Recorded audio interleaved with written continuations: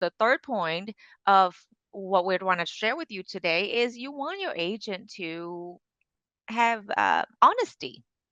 Absolutely. Yeah.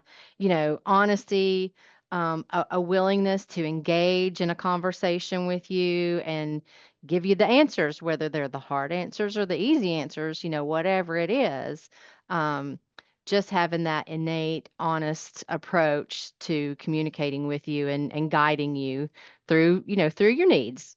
I didn't know what my insurance needs were before I became an insurance agent. So most people don't, but that's why they're looking for a professional who will be honest with them about what they need.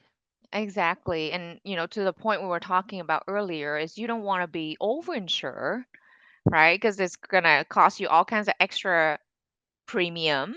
You don't Yep. want to be insurance poor, right? I think also also you want to have an honest conversation with an agent can that can be honest with you so that Yeah. you're not underinsured either Well, right. Like I don't want to just sell you something, so I'm not going to strip out that coverage that you and might not need tell you.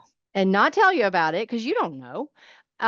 So, the agent who is willing to be honest about what you need, even if it costs a little bit more, and maybe I risk, not making a sale because my price isn't right for you. But personally, I prefer to take that approach and be honest with somebody. This is the best thing. I've asked you the questions, I've gotten to know you a little bit enough to know what you need. And I have the knowledge to say, this is my recommendation. And now I'm gonna be honest enough with you to say, "This is my recommendation, and this is how much it costs, and if you can't afford that, then maybe a different, company is, the best option for you, and we'll circle back around. Maybe we'll talk in another couple of years," but, Right. you just gotta be willing to tell people the truth. Absolutely. And when it comes to that, because insurance, is I know is those things that you're required to have if you want to drive, you're required to have if you have a loan on your home. I get that. But there is a chance that you might have to use your insurance policy.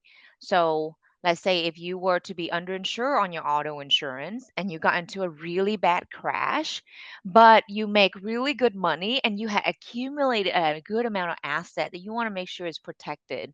So, Yeah. really, you don't want to find out that way just because the agent want to make a sale at that time Mhm. and undersold you what you truly truly needed, or at least did they make you aware that that option is available to you. Right. Yeah, absolutely.